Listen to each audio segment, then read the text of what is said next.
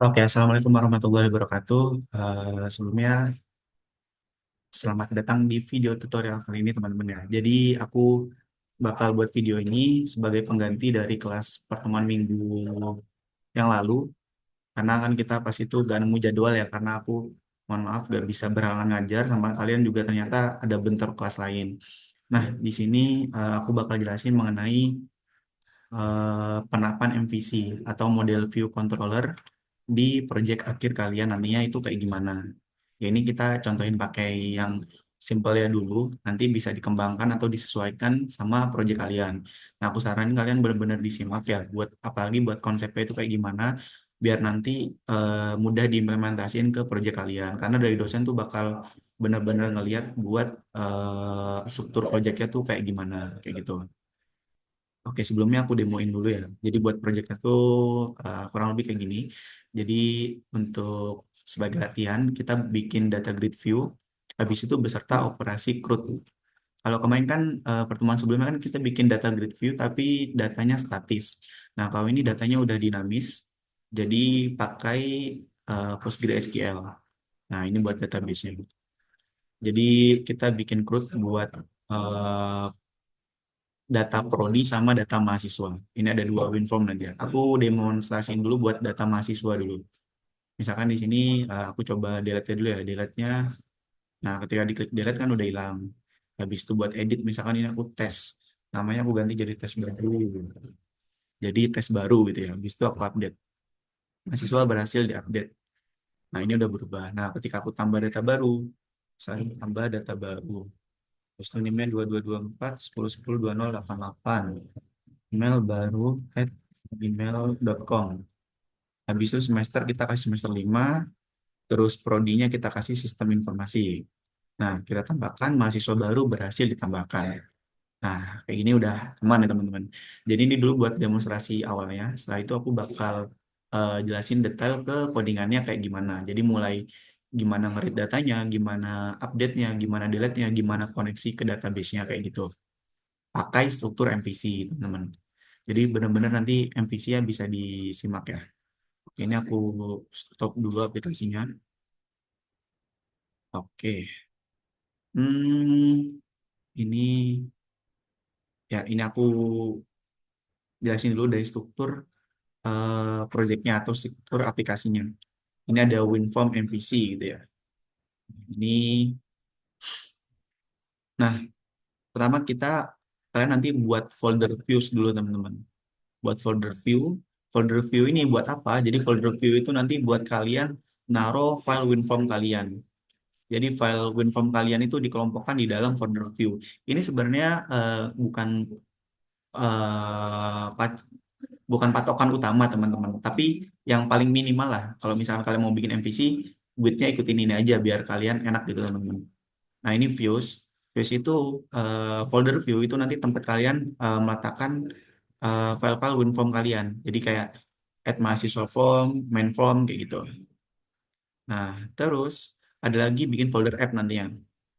Di folder app itu nanti kita bikin lagi folder context, folder core, sama folder models. Nah, aku jelasin dulu dari model. Tadi buat view aman ya. Buat view itu intinya buat kita naruh file WinForm kayak gini ya. Dibuat kita naruh file WinForm kalian itu di sini. Nah, kalau buat di model, nah di sini kita buat model mahasiswa teman-teman. Nah, model mahasiswa itu kayak gimana teman-teman? Jadi model mahasiswa ini bisa dibilang kelas kalian itu letakkan di sini gitu, di folder model ini teman-teman. Ini ada foldernya dinamain m_mahasiswa.cs. Jadi model mahasiswa.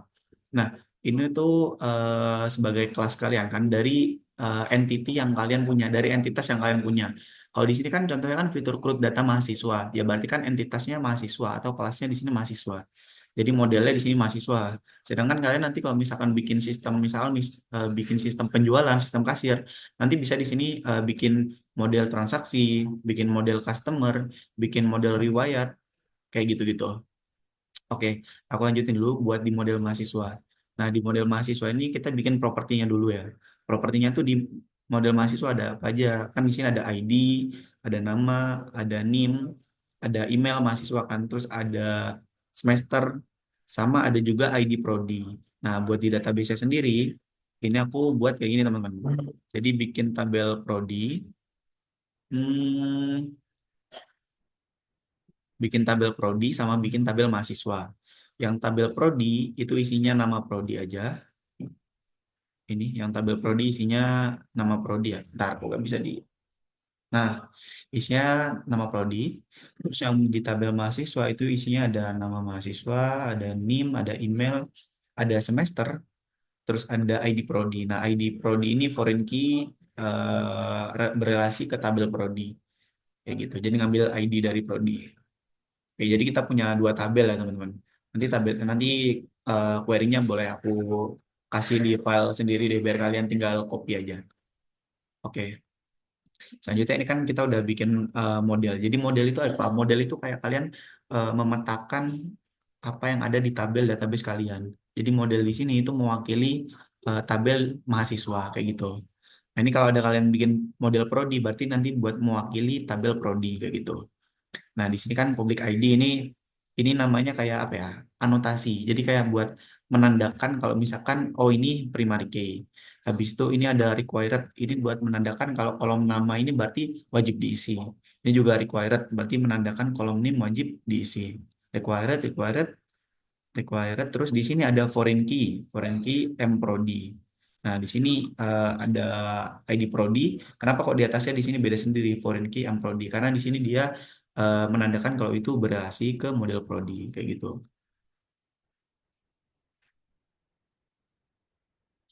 Oke. Nah, ini model prodinya di sini sendiri, teman-teman. Dia model prodinya kurang tepat ya, harusnya dimasukin ke satu file model ini cuma ketinggalan dia. Nanti kalian sesuaikan aja gak apa-apa. Nah, ini ada key-nya. Di model prodi kan ada nama prodi kayak gitu. Itu dulu dari model. Jadi intinya model itu buat mempresentasikan atau merepresentasikan dan mewakili tabel database kalian. Oke, selanjutnya itu ada eh, konteks. Konteks. Nah, mahasiswa konteks. Nah, mahasiswa konteks ini bisa dibilang sebagai controller kalian, teman-teman. Buat di konteks ini. Jadi buat yang di konteks itu ada di sini. Buat di controllernya itu ada di bagian ini. Misalkan main form ini ya, add mahasiswa form. Kita buat, kita lihat kodenya, view code. Nah ini ya. Nah, ini kan ada public function mahasiswa. Terus di sini ada function add, ada function di sini add button. Ada function button ketika diklik ngapain. Terus di sini ada function load prodi data atau menampilkan data prodi. Terus di sini ada function juga populate form. Terus di sini ada function update button kayak gitu. Nah, ini bisa dibilang sebagai controller ya, teman-teman. Ini bisa dibilang sebagai controllernya tapi di bagian kodenya gitu. Nah, setelah itu, kalau yang di bagian mahasiswa konteks, ini kalian nanti nyimpan-nyimpan data, nyimpan-nyimpan metode yang berkaitan ke database itu di bagian sini, konteks. Kalian buat aja folder konteks. Folder konteks ini misalkan di sini mahasiswa konteks ya. Nah, berarti di sini isinya adalah function-function kayak get mahasiswa by ID. Habis itu add mahasiswa. Terus ada function update mahasiswa. Terus juga ada function delete mahasiswa. Nah, ini tuh jadi function-function kalian itu ditaruh di sini teman-teman di controller. Sebelumnya kan misalkan di sini main form ya. Main form aku view code button satu klik load data mahasiswa. Oke. Nah, jadi buat segala sesuatu fungsi yang berkaitan ke database atau yang berhubungan kayak kalian insert data, tambah data, delete data, hapus data, itu nggak ditaruh di codingan view, teman-teman. Ditaruhnya itu kalian buat sendiri folder konteks. Bisa dibilang sebagai controller. Jadi di sini nanti tinggal ngehubungin ke konteks kalian aja. Ini misalkan mahasiswa konteks gitu ya. Ini buat folder konteks, ini penjelasannya itu dulu. Nah, selanjutnya nanti buat penjelasan detailnya, oh sekarang aja deh. Jadi di sini masuk konteks, terus ada function all atau all ini buat dapetin semua data dari database. Jadi di sini ada query-nya dulu. Query-nya itu apa? Misalkan ini kan kita perlu join ke tabel prodi ya. Jadi select ID mahasiswa, terus name, email, semester, ID prodi, sama nama prodi, dijoinkan ke tabel prodi. Nah, habis itu di sini pakai data table, kita bikin objek dari data table, terus pakai function query executor, kita masukkan parameter query-nya. Terus return data mahasiswa. Nah, fungsi ini yang nantinya bakal mereturn data mahasiswa ke dalam view. Oh ya, sebelumnya ini dari mahasiswa konteks itu nge-extend ke kelas database wrapper. Nah, ini database wrapper itu ada di folder core. Di folder core ini ada database wrapper, teman-teman. Nah, apa isi dari database wrapper ini? Buat database wrapper ini isinya file-file buat mempermudah konfigurasi database kalian. Jadi misalkan di sini kelas database wrapper. Di sini kalian naruh dulu properti kayak hostname dari database kalian, terus database-nya apa, username-nya apa, password-nya apa, port-nya apa.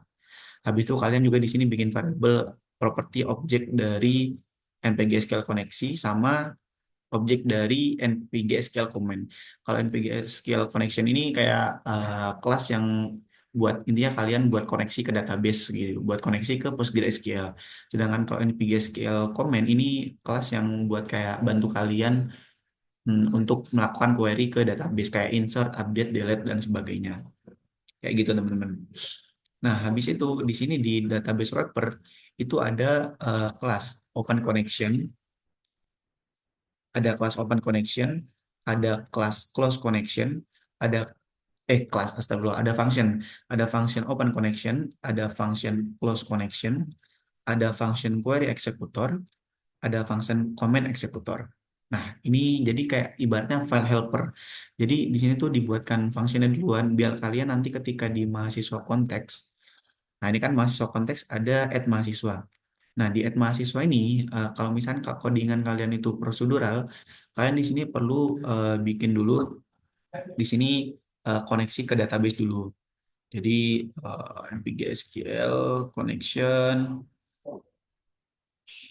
ya, kalian harus bikin koneksi dulu ke database. Kalian harus menghubungkan dulu ke database. Jadi di sini kalian harus bikin koneksi ke database. Habis itu kalian harus open koneksi ke database, menghubungkan koneksi database. Terus kalian harus masukkan query-nya dulu di sini. Habis itu di akhir nanti setelah selesai query harus di close koneksinya. Nah, itu kan kalau misalkan kalian punya banyak function, aplikasi kalian besar kan kalian nggak efektif ya. Itu namanya mengulang-ulang kode dan itu bukan OOP namanya. Karena kan jadi kayak prosedural kayak gitu.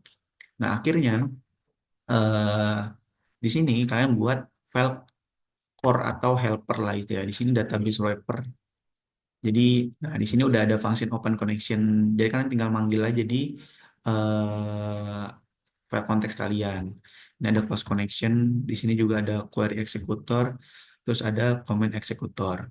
Kalau comment executor ini function buat kalian nanti mengeksekusi perintah kalian. Misalkan di mahasiswa konteks ya. Ada add mahasiswa. Di sini aku buat query aja dulu, string query, insert into table, nama, name, email, ID prodi, value. Di sini nama parameternya ya, add nama, name, nah, email, semester, ID prodi. Di sini kalian harus sesuaikan sama yang ada di database buat kolom sama propertinya. Nah, tabel kan kita bikin eh, private variabel ya, tabelnya mahasiswa.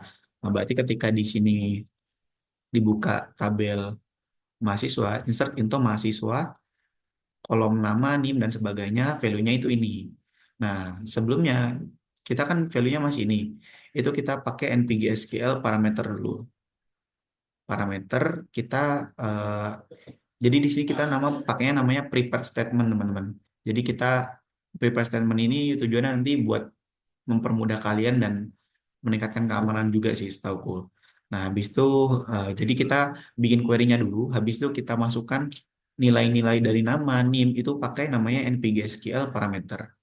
Nah, kita di sini bikin objeknya dulu, terus kita masukkan di bagian add nama, jadi buat kolom nama itu kita ambil nilai dari mahasiswa baru nama. Kolom NIM kita ambil dari mahasiswa baru .nim. Kolom email kita ambil dari mahasiswa baru .email. Nah, mahasiswa baru ini merupakan eh, objek yang bertipekan mahasiswa. Mahasiswa itu model mahasiswa. Jadi si mahasiswa baru ini dia isinya ini teman-teman. Isinya ada ID, ada nama, ada NIM, ada email, ada semester, ada ID prodi. Nah, ini didapatkan dari view. Jadi alurnya itu dari view. View itu dari data grid view-nya, dari form kalian, itu ngirim datanya ke controller atau ke controller terlebih dahulu. Setelah itu ngirim ke konteks. Kirim ke mahasiswa konteks, add mahasiswa. Misalkan kalian nambah data mahasiswa, kalian buka form add nih, buka form tambah. Buka form, bentar, aku share screen. Jadi misalkan kalian add mahasiswa ya. Add mahasiswa, sebentar, loading guys. Jadi alurnya itu dari view, habis itu diteruskan ke controller, dari controller itu diteruskan ke konteks. Nah, misalkan di sini aku ada white tambah data gitu ya. Aku tambah. Nah, di sini aku misalkan coba lagi NIM 22222, email coba at mail.com, semester 2 prodinya teknik informatika, mahasiswa baru bahasa ditambahkan. Nah, di sini yang terjadi di belakang itu kalian alurnya adalah dari data grid view ini ngirim dulu ke controller. Setelah itu dikirim ke konteks, teman-teman. Jadi kirim ke konteks itu dikirim ke ini, ke kode ini add mahasiswa. Nah, mahasiswa baru itu jadi objek mahasiswa baru di sini itu merupakan isinya data-data yang kalian inputkan di form itu. Oke, jadi makanya di sini bisa diakses. Setelah itu pakai function command executor query, terus yang nerima parameter query sama parameter. Nah, sebelumnya kalau kalian nggak pakai helper atau nggak pakai function yang ada di sini, nah itu kalian harus nulis ini open connection dulu. Terus kalian harus nulis comment text, kalian harus comment parameter, comment execute non query, close connection. Nah, itu setiap function kalian harus taruh gitu. Sedangkan kalau misalkan udah pakai kayak gini kan udah OP gitu ya. Ya udah kalian tinggal pakai aja fungsinya udah ready to use lah. Oke, selanjutnya ada delete mahasiswa. Nah, buat delete mahasiswa juga sama. Buat delete mahasiswa itu tinggal diminta query-nya aja teman-teman. Query-nya apa? Delete from tabel. Tabel tadi kan udah kita definisikan di atas ya. Tabel ini tabel mahasiswa gitu. Where ID-nya apa? Kita kasih parameter dulu add ID. Setelah itu kita bikin pakai kelas npgscale parameter. Kita masukkan parameternya itu ID. ID ini udah didapatkan dari controller teman-teman. ID itu didapat dari sini. Main form kita view code.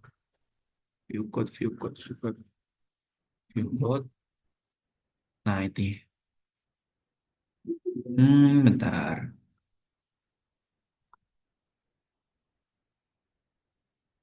Nah, buat ID mahasiswa itu kita dapatkan dari sini teman-teman.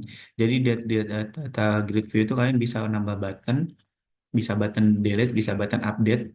Nah, terus nilai dari ketika kita klik nilai dari kita klik button delete atau button update. Nah, itu kita bisa ngambil ID dari setiap barisnya tersebut. Kayak misalkan ya, aku coba lagi itu. Nah, ini kan. Nah, jadi edit delete ini itu nanti bakal ada di setiap barisnya dari data mahasiswa ini. Jadi kalau misalnya kalian klik edit, nah dia tuh ngambil ngambil data ID kalian. Sedangkan kalau kalian klik delete, nah data ID kalian itu didapat terus diteruskan ke konteks teman-teman. Nah, ini kan ada mahasiswa konteks delete delete mahasiswa mahasiswa ID. Nah, jadi di delete mahasiswa itu kita ngasih parameter ID. Kayak gitu teman-teman. Oke, selanjutnya ada yang terakhir update. Nah, buat update mahasiswa itu kayak gini ya. Kalian pakai query dulu, update tabelnya, nama tabelnya apa yang ingin diupdate. Ini kan kita update mahasiswa.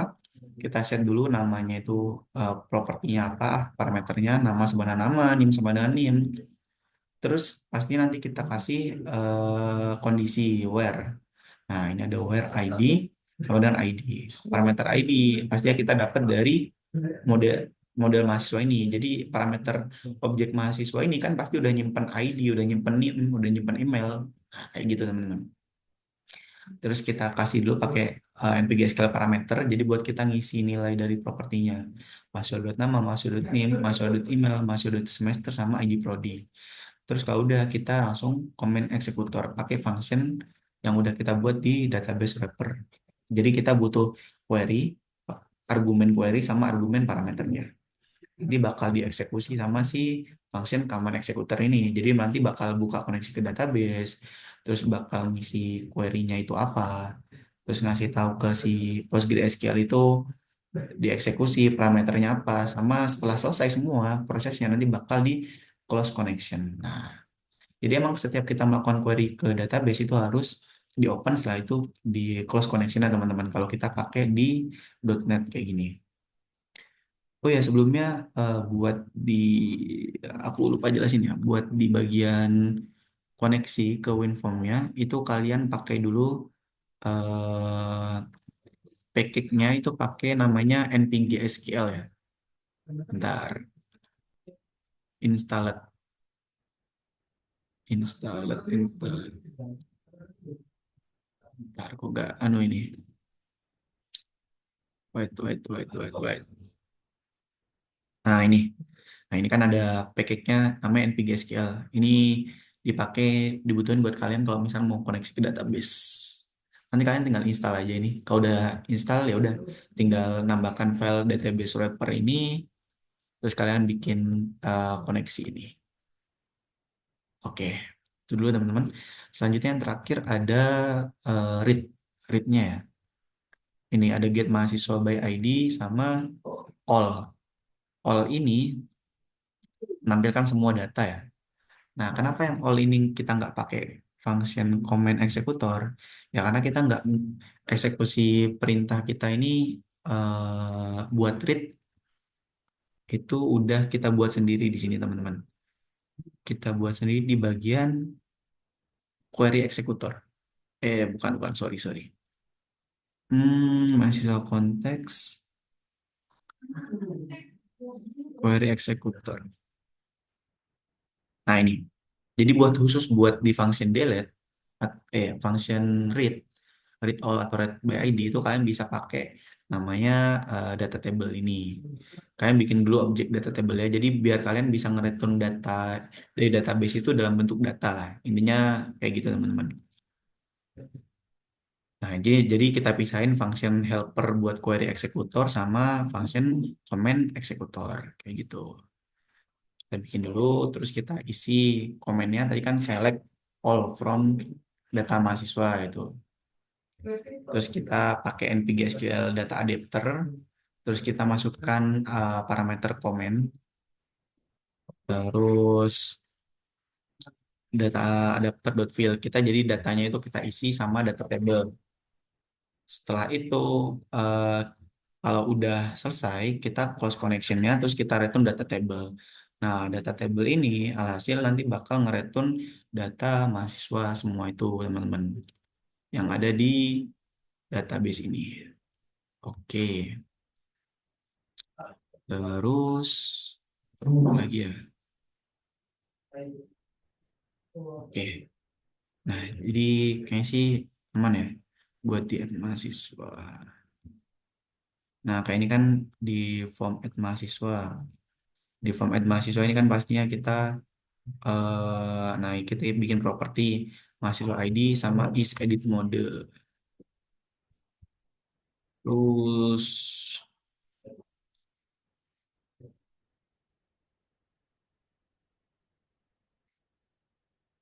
hmm, nah ini kita kalau misalnya load prodi data ya kalau kita mau menampilkan data semua data prodi, gitu, kita tinggal pakai prodicontext.all. Nah, ini kan ada prodi context juga buat ngambil data select all from tabel prodi.